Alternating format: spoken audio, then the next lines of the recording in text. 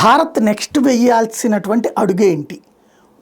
వాళ్ళ మీదనే ఆధారపడి ఉంటుంది. ఎందుకయ్యా అంటే మనకు కావలసినటువంటి ఏంటో మనకు తెలుసు. ఇప్పుడు తీవ్రవాదులు దాడి చేసినప్పుడల్లా యుద్ధమే జరుగుతుంది అన్న సంకేతమే ఇవ్వాలి. ఎవరో కొంతమంది మాట్లాడుతున్నారు, తీవ్రవాదులు ఇక్కడికి వచ్చి మన ప్రజల ప్రాణాలు తెస్తే మనం వెళ్ళి యుద్ధం చేస్తే యుద్ధ వాతావరణం వల్ల ఎంతమంది ప్రాణాలు కోల్పోతుంది. తీవ్రవాద దాడి means it is a war.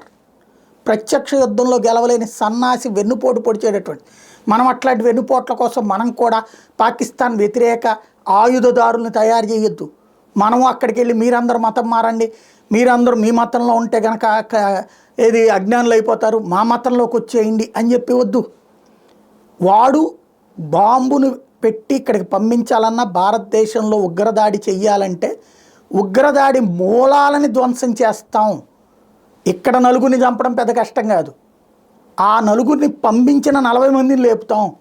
వాడు పాకిస్తాన్ లోపల దాక్కునున్నా సరే కొడతాం, ఇంట్లో ఉన్నా కొడతాం, సందులో ఉన్నా కొడతాం, జైల్లో ఉన్నా కొడతాం, పక్కనున్నా కొడతాం, గుర్తు తెలియని వ్యక్తుల చేత చంపిస్తాం, అదే సందర్భంలో లేపేస్తాం. ఇది మాత్రమే ఇవ్వాల్సిన సంకేతం.